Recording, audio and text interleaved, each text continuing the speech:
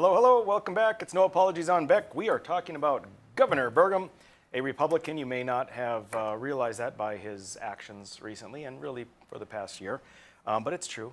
He does claim to be a Republican. And we're talking about the vetoes he had. We discussed one about female sports and transgenderism, in which the House overrode his veto. However, the Senate sustained his veto, and therefore his veto stands. It's done. Let's delve right into the next veto I want to talk about. It is regarding House Bill 1323. Guys, let's pull that up. This is the limitation on requirements to wear a mask. This is the marked up bill. We've talked about it once in the past, Andrea. Oh yeah. What it deals with, what it states simply is that the governor and the state health officer may not implement a statewide mask mandate. And what was different from how it first came out was that it also said any political subdivision may not. So any city or county could also not mandate masks. But that got taken out, and then we passed it. So it's still better than nothing. Sure. There's still no statewide mask mandate. Could Fargo do it? You bet. Could Bismarck do it? Sure. But at least you can go somewhere and maybe have more of an effect. Then the governor vetoed it yesterday because the governor wants power. Absolutely. And here I'm gonna pull up the letter that Governor Burgum sent to the Speaker of the House. And there are a couple of things in here that I'll read to you. The letter is explaining, the governor must always explain why he vetoed something. Usually there's a technicality or something instead of just a personal preference. But he said, to strip future governors and their state health officers of any low-cost tool that might be used to save lives and livelihoods in a future pandemic or other emergency would be both irresponsible and an unnecessary risk to the future public health. He goes on to say, North Dakota implemented the shortest statewide mask requirement in the country, lasting 65 days. And the last comment from his letter, he says, this bill removes a tool from the emergency toolkit that may be needed to help our state save lives. So let's talk about that, Andrea. So he says he doesn't want to strip future governors or state health officers. I think he's concerned about the current governor more than he is about... They typically are. That's how this works. And then he talks about this policy saving lives and livelihoods, because that's the key phrase. It's never about saving lives because, also livelihoods. Right. And it just boggles my mind. So let me go into a couple things. One, it is a theoretical tool. Right. And we can think of all sorts of theoretical tools that might save lives, that might provide people safety. And yes, it does maybe take away a little bit of their freedoms. We don't employ them because we live in a free society. Anything like that you're thinking about, it has to be a last resort, and it has to be something that is proven. So you can actually weigh, like, is this the right thing to do? You don't just do it with no proof. And the governor has not had proof. He followed along. He followed other states. He followed Fauci. When he says, what do you think about...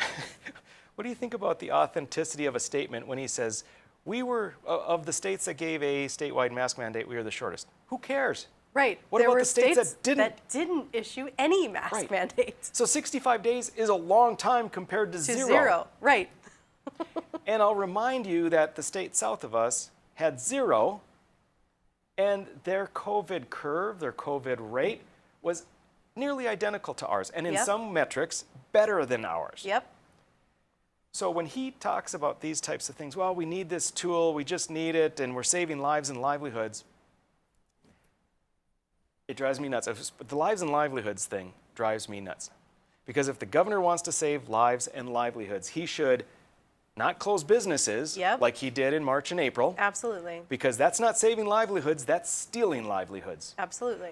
He should not mask children and keep them out of school and force them to distance. This is a passion of yours.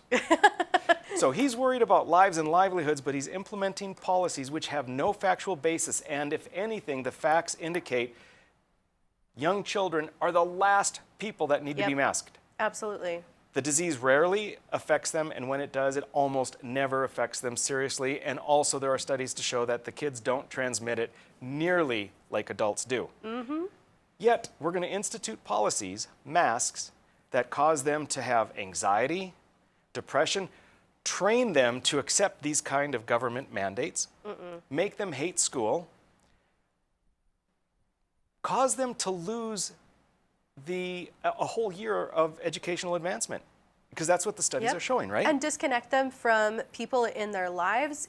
Like, they need to see people's faces.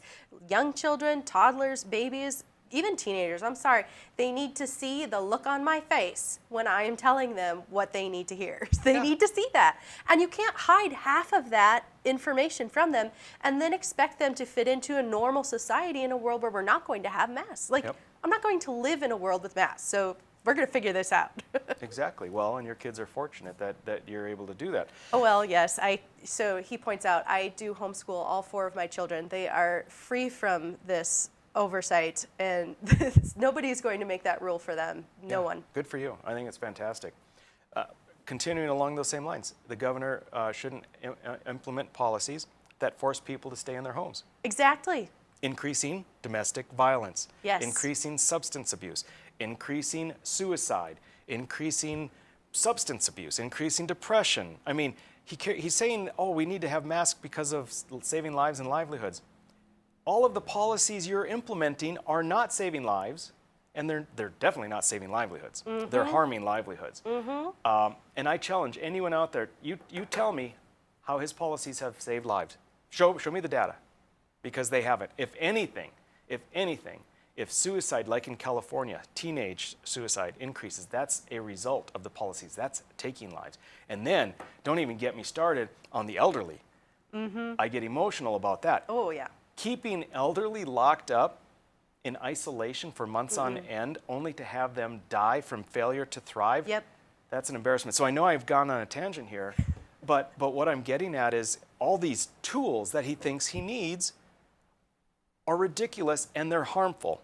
The masks did not help. That is proven. It's absolutely proven. And so to say, hey, we want every tool in the toolbox, how did he say it here? The bill removes a tool from the emergency toolkit that may be needed. Bullcrap. It's elitist for him to think that he can tell us how to live our lives and make the right choices for us. Make the right choices for our kids, for our families, and for our elderly. No, you don't get to make those decisions for me. And even with this bill, as I said, it allows counties and cities to do it. So, Doug, why do you feel like you have to have the power? What is it? We know you're an autocrat. An autocrat, being just a half step below dictator. I mean, but he, regardless of the effect on people, regardless of how it affects their livelihoods and their lives, he wants every tool because he's used to being a CEO where you get every tool. Why would you take a tool away from a trusted CEO? You wouldn't. You want to give them every single tool. Except, Doug, this is government. You don't get every tool. This is not a monarchy. No. We prevent you from having a bunch of tools. That's the way it's designed. Yes. Power reserved to the people. Exactly. So let's get right to it. The House passed it with 2/3 vote. It went to the Senate, and then they passed it the first time with 30 votes. They passed it earlier this evening with 32 votes. The number needed in order for it to pass, 32 votes.